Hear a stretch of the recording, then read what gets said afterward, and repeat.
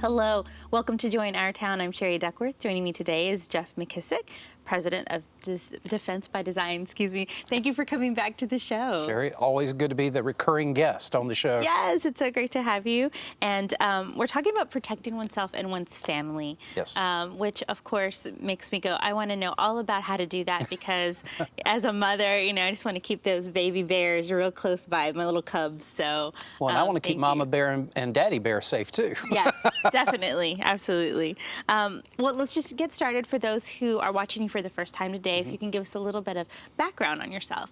Well, really, it started 29 years ago in this studio when a gentleman named Ken Wooden was being interviewed. He was an investigative reporter and producer for 2020 60 Minutes NBC News. And I saw the show on TBN, and 22 and You Have No Fear, I reached out to him, just having graduated from Oral Roberts University with a degree in church ministry and in biblical literature. And yet I was fascinated by what this man did in researching and interviewing people like Bundy and Lucas and Gacy and others, not even dreaming that it was going to be something that would foster an entire lifetime career, but that's what happened. Right. I saw him on the show. I reached out to him. He said, hey, I want to meet you. So I flew up to Vermont. We met together. We hit it off. And for the next 6 to 8 years, I was his apprentice, not only teaching a program he designed, but also working with him in the stories with the national media. So now, fast forward 29 years later, wow, from a career that started from a show on this network, it's just been really, really interesting. How wonderful is that? Oh, I love hearing stories about that, about how people got their start here or have a memory here at TBN. Oh, yes. So that's very big really one wonderful. for me. Thank you for sharing that. This is interesting because when we talk about defending our family, immediately we go into practicalities of, what we need to have at home or what we need to do or not do. But what's the Christian response to that? I think that's something that as believers we don't often, unfortunately, stop to think about. But what would the Christian response be to guarding and protecting oneself and one's family? It was interesting because when I was a student at ORU, I actually taught self-defense there. I was the self-defense instructor for the university for a number of years. And I had a number of well-meaning people that came up to me and they said, well, don't you think that this is just really kind of wrong? Aren't we supposed to turn the other cheek? Aren't we just supposed to look the other way? And I understand, I do, where people are coming from with that mentality. And yet, throughout church history, you start with St. Thomas Aquinas, who talked about the just war theory. Later on, the Catholic Church came out with the just war doctrine, where I think it's a very balanced approach to say, and early church fathers did, that certainly you don't go on the offense. But if someone physically attacks you, it is perfectly legitimate for the Christian to defend themselves. Again, it's not that you're looking for trouble, but if there is no way of avoiding the trouble to protect your life or the life of your loved one, is, if anything, a very noble approach to personal safety.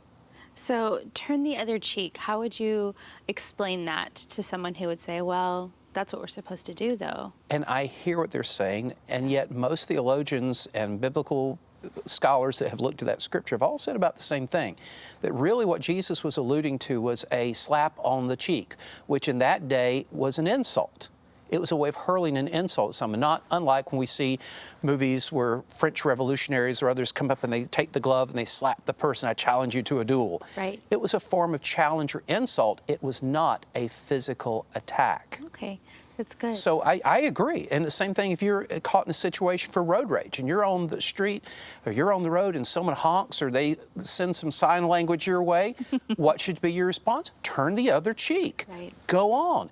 If someone hurls an insult across the street at you for whatever reason, even bullies and others, yes, there is a time to simply walk away. Right. Don't give any kind of credence to the person that's leveling this insult at you. Just walk away. It's not worth engaging. Right. So I absolutely agree that when confronted with an insult, turn the other cheek, go on with your life.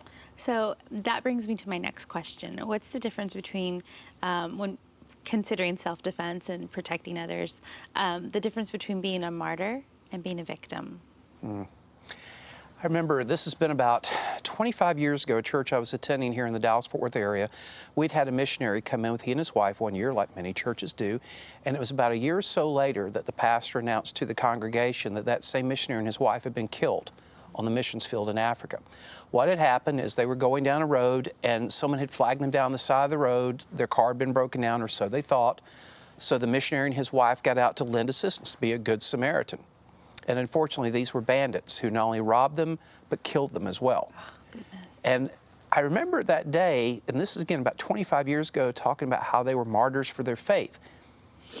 I had an issue with that because I understand that they wouldn't have been there in Africa had they not been missionaries and people of faith. But that moment, that situation, lent itself to be more of a victim than a martyr. They were not attacked, they were not robbed because they were Christian missionaries. I seriously doubt the people who robbed them knew what their position of faith was. They saw two individuals who were simply vulnerable and preyed upon that moment of opportunity and their vulnerability and their naivete to victimize them. And so I don't think we need to elevate people beyond where they should be elevated. There are certainly people who die for the faith, yes, who earn the title, unfortunately, of martyr. We have that in today's world in other countries. We don't really see that here, but certainly in other countries, there are people who are truly martyrs for the faith. But that's different than you and I, who simply are coming out of a grocery store, department store, and someone attacks us for our wallet or our car keys, or a woman that happens to be raped because she's in the wrong place, with the wrong person, the wrong time. That wasn't because she was a Christian. It's because you and I are Christians coming out of the shopping mall. Right. It's because we're simply victims. We were targeted in a moment of opportunity based upon vulnerability or naivete. It makes me think of the principle of being wise as a serpent and gentle as a dove. Peaceful as a dove. Right. Right. So speaking of being wise, you've given some great examples just there about, women who come out of the mall, or, if people see that we're vulnerable. Practical information. Yeah. Help us to be wise. What do we need to know? Well, and see, that to me is the first step of self-defense. It's awareness. Right. The Bible says, be not ignorant of the devil's devices. 1 Peter 5:8 says, be aware. Your enemy travels about as a roaring lion. It doesn't say be afraid, doesn't say be paranoid. It says be aware. So what is involved in that level of awareness? And in past programs, we've talked about situational awareness, we've talked about profiling, we talked about looking beyond appearances and looking at people's behaviors. Mm-hmm. All of those things culminate in that label that we call awareness. And certainly, I think, whether a person of faith or not a person of faith, we all need to be more aware in the society and in the world that we now live in, because far too many instances are occurring, and we see it play out day after day after day in our news, whether local, state, or national, of people who are being victimized because of their naivete or their vulnerability. They're walking through parking lots and they're texting. They're not paying attention to what, or more importantly, who's around them. They're talking on the phone. They're playing Pokemon Go, whatever the case may be, of things that distract them, or people actually even using those to lure them to places and positions of vulnerability. Or someone knocking on the door of your home. You didn't invite them. You didn't call them. They say they represent XYZ company. But do you ever think to call and verify the person's credentials before you simply open the door, let alone let them in? There's so many things that we just assume are what they seem to be. And that's where discernment comes in. And that's a word that we don't use a lot, and you would think if there's anyone who would use that word, it would be Christians. We even talk about the gift of discernment in 1 Corinthians. So discernment is taking those instincts, combining it with good education and training. And when you take those two things, the instincts, that God-given ability to know when and who something isn't right about them, and combine that with education, that to me is awareness, and that is discernment. Yeah. It's allowing you to be a good citizen and a good Samaritan society, but at the same time, not being ignorant of the devil's devices. That's so good, right? I like that a lot. I mean, it makes me think of, having wisdom and knowledge, that, both of them combined, Yeah. Experience, and then also seeking out that knowledge to learn more. And so much of what I do is try to empower people, Right. not scare them, empower people. Right. As I've used illustration before, if I'm walking down the street, or we're walking down the street, and we hear something around the corner, fear can set in because I don't know what or who's around the corner. But if I say, Sherry, don't worry, I know it's some friends that are around the corner, they're just trying to scare us. Now, fear has simply been replaced with awareness. Yes, it makes a huge difference. Sure it does. When you're aware. Yeah. I like that a lot. I like how you said, don't be afraid, but be aware. Because when we start to think about the scenarios, it's easy for fear to creep in. It's very easy, and unfortunately, we have media and other things in our society almost fostering that sense and spirit of fear. But that's where, again, we have to come in with education, we have to come in with awareness, we have to come in with training, because it is the counterbalance that brings us back in a position where we're simply aware. So as people of faith, what would you say is our first level of self-defense? It is that level of awareness. Yeah. It's availing yourself to training that allows you to truly apply discernment to situations and to people.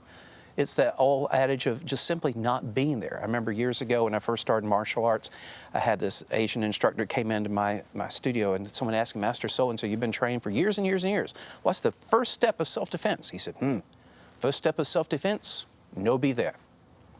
That makes sense. That makes sense. It's logical. Yeah, but Don't you be can't there. simply not be there unless you have been trained what to look for and know when you shouldn't be there. Right. So awareness is always the first step. Yeah. I think we focus a lot of our attention on, like you were talking about our phones, and we're distracted by everything else that's going on around us. And Yeah. we don't always stop to consider our environment, where we are, if we have to be there. And then if we don't have to be there, why are we there in the first place? Well, even more so than the environment, it's the people in the environment. Bad things can happen in nice places. It's true. And so I always bring people back to the fact that it's not just environmental awareness, it's situational awareness. Because situations can arise in nice places, and those situations won't always be nice themselves. But again, that's a part of awareness and training. We assume because we're in a nice place that we're going to be safe. Where does that come from? Right. So awareness obviously is, the first step. Would you say the second step would be training? I think it would be, and not just even the awareness training, although that's part of step number one, but I do really advocate people learn how to protect themselves. I don't think it has to go to the level as you have in Israel, where every man and woman is required military service, Right. they're required to learn firearms, and they're required hand-to-hand training as part of the military service. Every citizen. Wow. I would hope we would never get to that point, and yet there is an advantage to simply knowing how to protect yourself. I'm not saying people have to become black belts or masters of martial arts, but a simple working knowledge of how you can use your body or the things around you if you had to protect yourself or your loved ones. If you're out with your kids, if you or your husband are out together somewhere and 2 or 3 people confront you and it's not just your wallet or your car keys Right. that they're after. In those moments, I think there again, it's that just war theory. If attacked, you have the right to respond. The question is, do you have the ability and the skill set to respond? Yeah. What is your viewpoint on the local church having this as an offering? Actually, it was interesting. Just a few weeks ago, I saw on Fox News that more and more churches are now starting to contract self-defense instructors to come in and teach the flock. I have no issue with that, none whatsoever. That's wonderful. Again, it's not being offensive, it's simply being able to defend yourself, your home, your family. Right. Enemy comes to kill, steal, and destroy. So we have to be prepared, right? Yeah, We absolutely. have to be wise. I like that. Thank you so much for being here today, Jeff. My It's pleasure. always a pleasure to talk with you. And defensebydesign.com is your website. It's the best way to reach me. And best way to reach you. So thank you for coming again and talking with us. Always a pleasure. And thank you for watching us here at Joy in Our Town.